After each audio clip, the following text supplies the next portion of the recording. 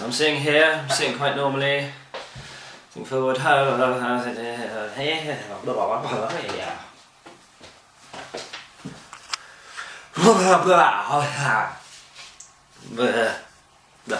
guys, just a bit of an update really about what I'm doing at the moment, and a kind of a new project for me. I've got here another lst2, this time, well, this one was also nitro when I first got it, and here I've got another nitro LST. When I got the first one, both of these are off eBay.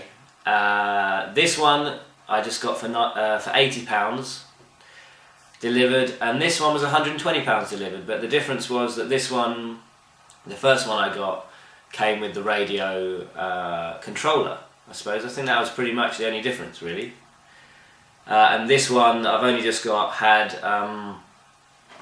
a snapped arm, so I've just replaced the top and bottom rear A-arms and given it a clean up. So at the same time I've taken out the diff, the rear diff, as it's just sitting there in front of me, and I'm going to give it a bit of a clean up and a bit of a general once over, just to make sure everything's sort of okay-ish. Of course, when you buy a used RC car, it's very difficult to tell, you know, how things are. This one was very clean, and it looked really like it had hardly been used.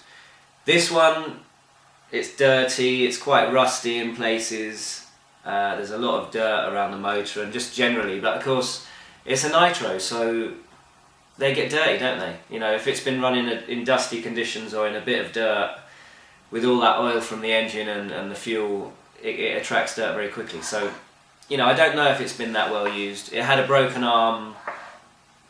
I'm finding arms hard to break, so I'm guessing it had a pretty big impact of some sort. But it generally looks okay. The suspension is very soggy on this, but I'm running the Losi yellow springs on this one, so, you know, I can't remember how soggy it was when I first got it. So it's very soggy, it needs a lot of preload, but I'm going to mess about with that and maybe some oil. The plan is to use the nitro one, to just get used to nitro, because I tried to use nitro on this one, and at the time I just didn't have the time to bother with learning how to tune, and just the whole setup time, you know, going out to a place to run it with the kids, and struggling to get it started, and so on, and struggling to get it to run right, or struggling to even get the body on before it would cut out, things like that. And my two sons were like, you know, after a while they were just like, this is boring, you know, typical of kids really, I suppose, just no patience really. So they couldn't be bothered with that, I couldn't be bothered with it, so I converted it to electric with the Losi kit, as I've probably shown already, so I won't ramble on about that. And I'm running the Leopard motor, which is the 92mm motor, which is big, powerful. I'm doing the forward only conversion on this one, and I'm going to do the single speed hub. I've got the transmission out at the moment, which is there, to do that, work on it maybe today. And the motor, the Leopard motor, I'm going to try and squeeze in the MT4. So I'm going to do a couple of videos maybe on trying to get that in, and hopefully a running video just to see how it goes on 6S in the MT4, maybe with a gearing change if it needs it. And I'll do the mods to this one and then put it all back together. Whilst the nitro one, I did start it up yesterday for the first time, cleaned it out of the tank and all that kind of thing, started it up, and it did start. And it actually ran better than this one ever did. So maybe it's just more used and it's more run in. This one, as I said, really didn't look used, so the motor needed running in. Maybe I wasn't patient enough with it. This one seems to run, and it's quite happy idling, but the servos and everything were really lazy. So I've put a new battery in, I'm hoping that's going to sort it out. And basically the idea is to get used to running nitro, do a bit of tuning or do a bit of nitro running hopefully, use the fuel that I originally bought for this one that's just been sat around for a couple of months, or however long it is. And then I want to do some sort of nitro electric comparison, or maybe not nitro V electric, or maybe it is nitro V electric, but there's this debate, isn't there, whether, you know, nitro is better than electric, or electric is this, electric is just for kids because there's no motor, and what are the pros and cons? I mean, I've already noticed that it is true that there's something nice about a real motor in a car, and just having it running yesterday, it's something mechanical, you know, it's using fuel. Obviously an electric motor has mechanical bits, but there is something nice about it. But at the same time, there's something very annoying about starting, warming up, it cutting out, the mess, you know, things like that. And the power is different. Now, this does have power, obviously, and it runs. You know, you need an open space ideally. You know, I was just starting it in the garden, so I didn't give it any throttle or anything really. But the electric motor, even not running this massive motor, before I did that, and I just had the Ripper 2000 kV sort of standard size 1/8 scale motor running 4S in this.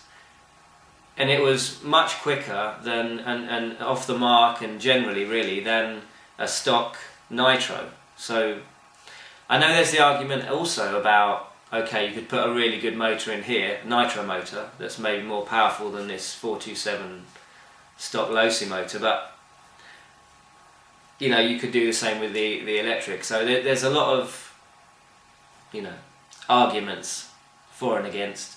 You could say batteries cost a lot of money, and you need to charge batteries for the electric, but you've still got a battery to run the servos in this that will need charging, so you've got to do that anyway.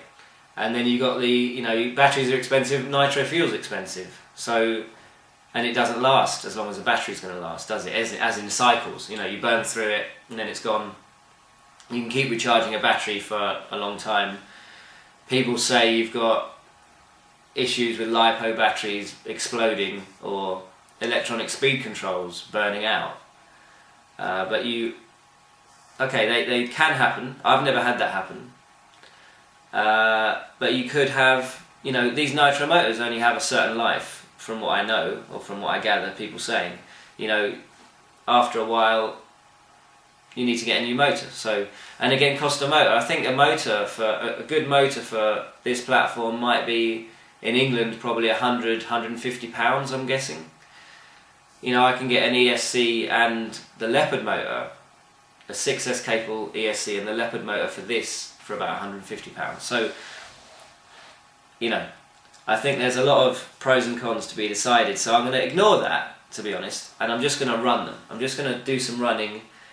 I'm going to see what I think is not better, I guess, but what the good and bad bits of them are. I'm hoping that I'll get the nitro running properly. I've got a spot now that I think I can take it without annoying too many people.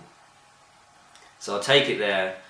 I'll take this there. I've got other trucks as well for the kids to use. So I'll do a couple of comparison videos of the sort of running style, how they jump, how they, you know, it's the same truck but with a different power source. So it's going to enable me to do a bit of kind of back-to-back testing like that. So that's the plan. Alright, so I won't bore you anymore with this, but I am going to do as well a speed test on this. I've done some speed tests, again not to go on about that too much because I'll talk about that later. But I'm using my GPS watch, which I'm going to test probably today to see if it is actually accurate using my car, because my real car, because I speed tested the Slash 4x4 on 2S and 3S on grass, and my MT4 and the lst2 here on stock gearing. So it needs gearing change, but on stock gearing. And basically all the speeds I got were lower than I expected, and I think lower than people generally would expect. So I got a few comments saying, you know, I don't think your watch is working and stuff like that. So maybe it isn't. I want to check, so I'll check that and then do a bit more. But anyway, that's the update. Nitro v electric, or nitro electric, pros and cons. I guess it's been done before, but I've got two of the same truck, so I thought I'd give it a try. Alright, cheers everyone.